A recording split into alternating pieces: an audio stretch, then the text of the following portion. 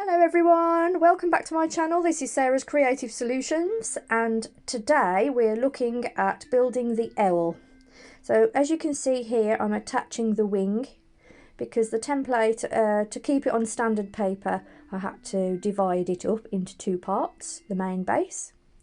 And they're all the parts that I'm displaying there on the board. So we roll our clay out to 5mm thick or 0.5 centimetres, that's half a centimetre thick. I use bats, board and a rolling pin, but you could use a roller to do this. And we lay out the template on the clay and then cut round using a sharp tool.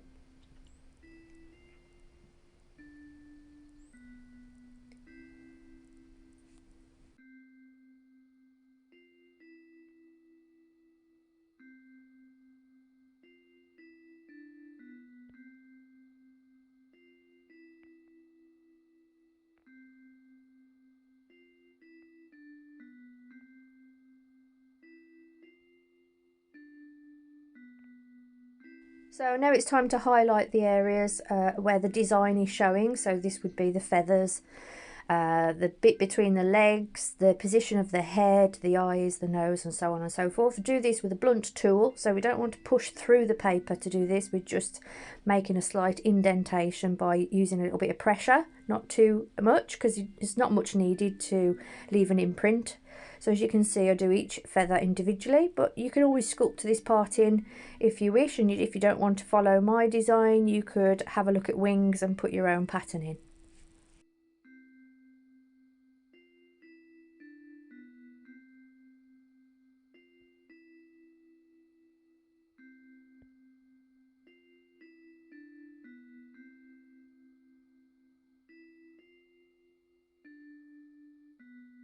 So now we've done all that, it's time to transfer the bird onto a board that it will stay on until it's leather hard or completely dried out, should I say, and ready to go in the kiln. Because once it's set and sculpted, we don't want to keep moving it about. We want to leave the wing supports in place so that it dries out successfully with no cracks. So this is the body, upper body now, and I've put some darts in for you. So all you have to do is follow the pattern and put the darts in where I've highlighted. And then just pat it into position, and then when you're happy, by checking against the base body if it's the right size, then cut off the excess where the darts are and slip together.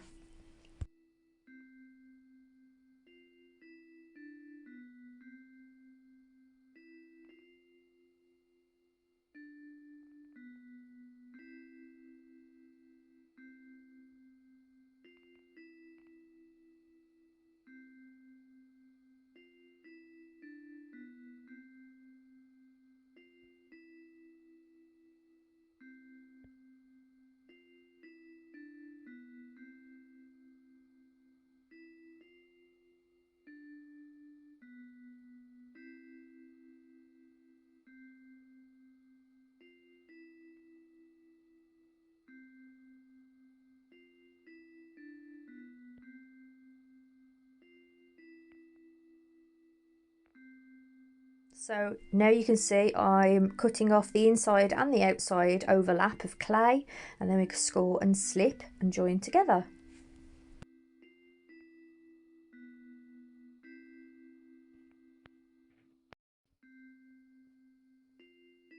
Now, to make slip for the sculptures that I have designed templates for, I always use really thick slip.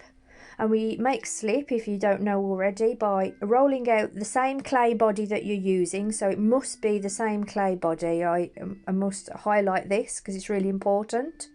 Because using a different clay body, like for instance casting slip, or say terracotta or something else that you're not using to build the sculpture, then that will cause cracking problems. So it's always best to stick to the same clay body that you're using. So grab a piece from the bag that you're using, roll it out nice and thin, and let it completely dry out overnight. And then the next day, smash it with your rolling pin, crumble it all up into the smallest pieces that you can. Dust is even better. And then transfer that into a watertight container, and then pour some water over the top until it just covers the surface of the powder, no more than that, and then that will give you a nice thick consistency. Leave it for 10-15 minutes and away you go.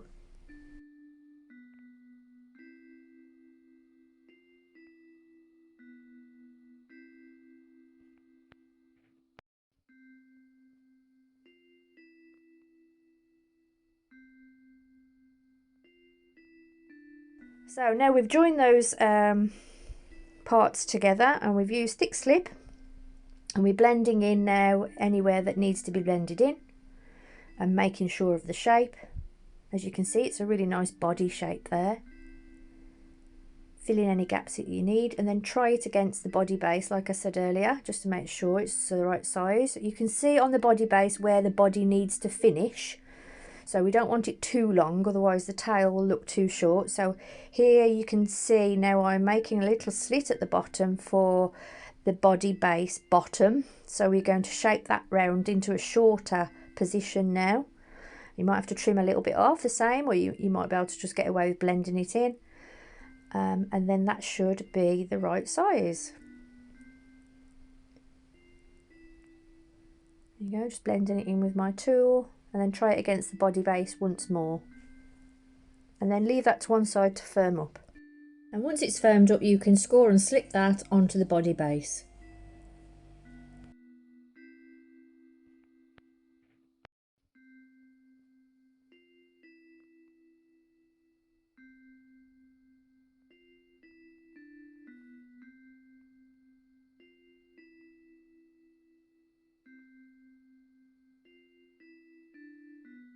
So now I'm just adding the detail of where the legs would go.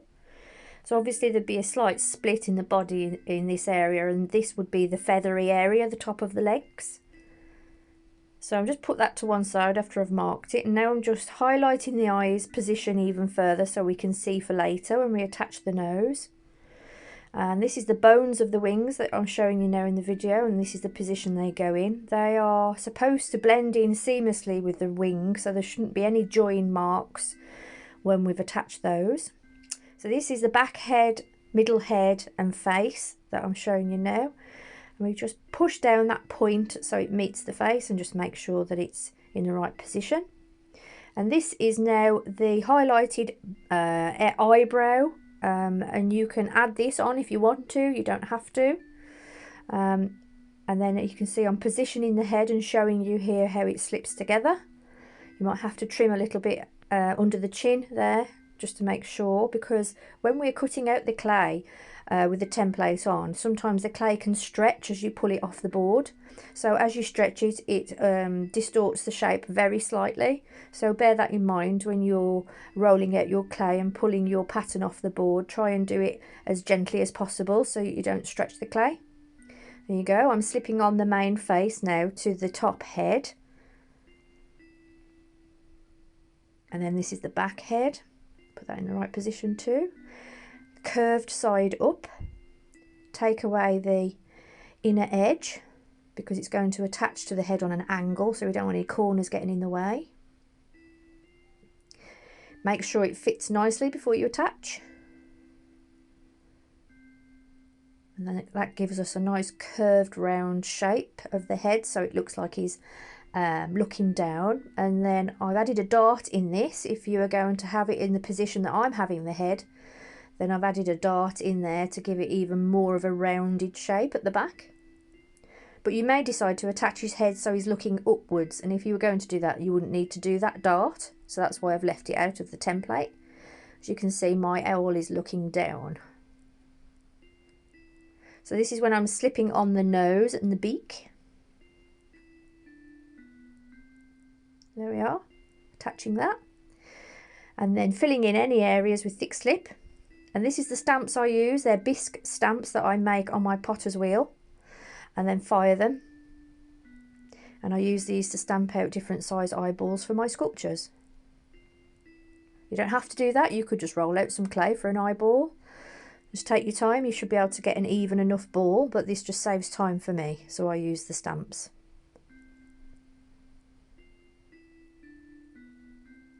Just tidying them up and making sure they're nice and round. And then attach with thick slip. And that gives you your basic owl shape face. And then to make the feather detail, I use my needle tool here and draw away around the eye lots and lots of times. So now I'm showing you how to do the claws or the feet. So mark out using the template and then I use the needle tool then to cut out where I've marked on the clay. That's easier than trying to cut out the paper. And then leave those parts to go leather hard, because they are going to be sticking out, so they can't be floppy clay, they have to be firm clay. And do the same with the toes. Okay, and now I'm adding on the bones of the wings. These are the bits I've said have to be blended in really well. So if we score and slip those on and then really blend them in very well so you can't see any seam or join.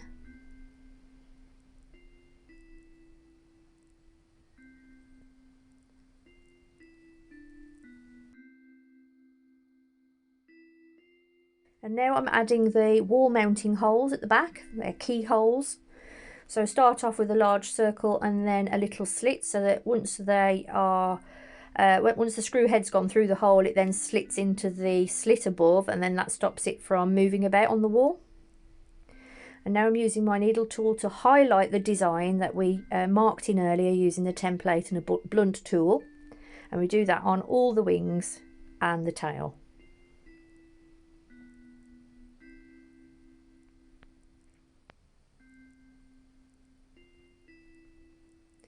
Now I'm using a trimming tool, a round trimming tool, to put a feather shape or feather pattern in.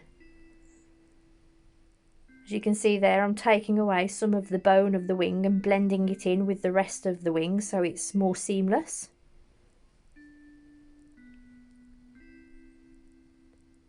That looks a lot better already. So now adding more small feathers. And then taking the edge of the feather off round the tail and on the wings.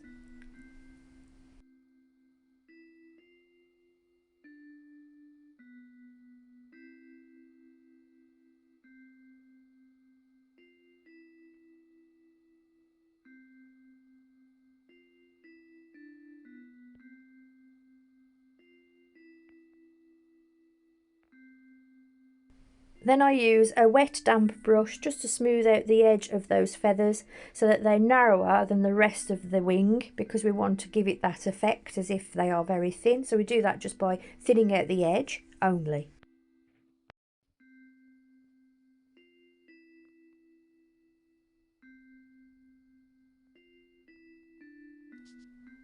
So once we've finished the design on the wings, the body base and the feathers on the tail, we then go ahead and start smoothing out the claws, as you can see, and adding the extra toes either side with score and slip. And then once we've done that, leave them to firm up on one side before we reattach to the body. Then we're going to attach them to the body, score and slip. And as you can see in this now, in the background there, I have lifted the wings up into a position that looks more realistic. So you can do that once you've finished all the detail on the wings. You don't want to be putting detail on the wings once they've been lifted off the board. And then score and slip the head on. And there we go. And then leave the wings in those positions until they're dry. And there we go. If you would like this template, it's available on my shop on Etsy. I have got a special offer on, so if you want to contact me, the information is in the description for this video below, or you can contact me on social media. I've got an Instagram page, a Facebook page, and all the details will be on the description of this video. So thanks for watching, guys, and I'll speak to you all soon. Take care now, bye.